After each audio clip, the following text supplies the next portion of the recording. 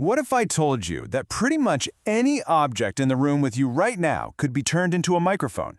I'm not talking about some sci-fi spy movie stuff. I'm talking about real, mind-bending science that uses light to actually hear sound.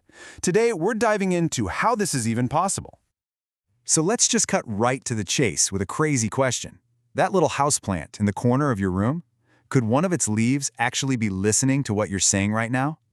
It sounds completely nuts, but believe it or not, the answer is yes, and we're going to break down exactly how. All right, here's our game plan. First, we'll cover the basic science of how you can see sound. Then, we'll look at why this was so hard to do in the past. After that, we'll get into the brilliant new solution, see it work on an actual leaf, understand why it's such a game changer, and finally, take a look at what's coming next. Okay, first things first. How in the world can you turn an object into a microphone? How can you see sound? Well, the core concept is actually incredibly simple. Every time you talk or play music or make any noise, the sound waves from your voice travel through the air and physically hit the surfaces of everything around you. Your window, a coffee cup, even a plant. All of it starts to vibrate. Now, these vibrations are microscopic, way too small for us to ever see. So the secret here isn't to capture the sound itself, but to find a way to measure those invisible little movements.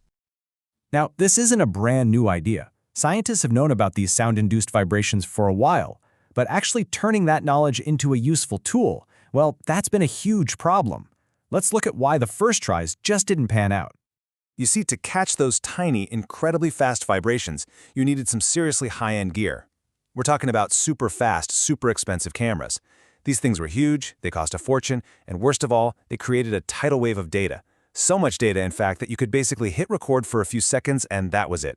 Your storage was toast. Totally impractical. And this really puts it all into perspective, doesn't it? On the left, you've got the old way. Crazy expensive, huge equipment, drowning in data, and you only get a few seconds of audio.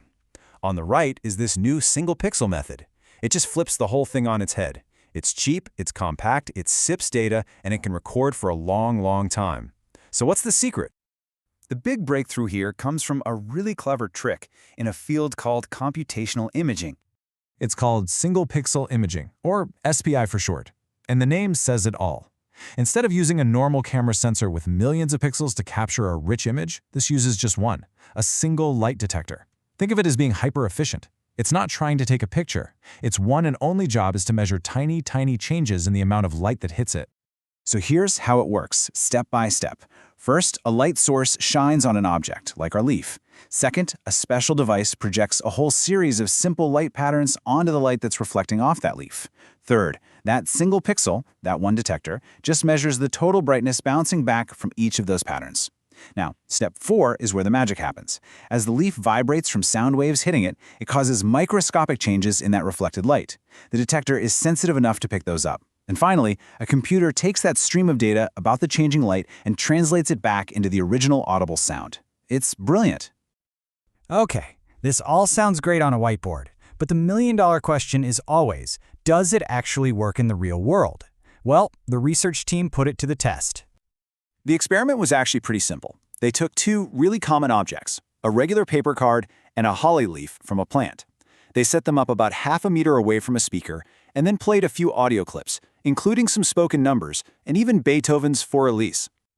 So let's look at the results from the paper card. Don't get bogged down in the numbers. Here's the simple version. That MSE score is an error rating, so lower is better. And the PESQ score measures clarity to the human ear, so higher is better. And just look at those PESQ scores. For speech, anything over 3.0 is considered really high quality. The reconstructed audio was incredibly clear. So the takeaway is simple. It worked.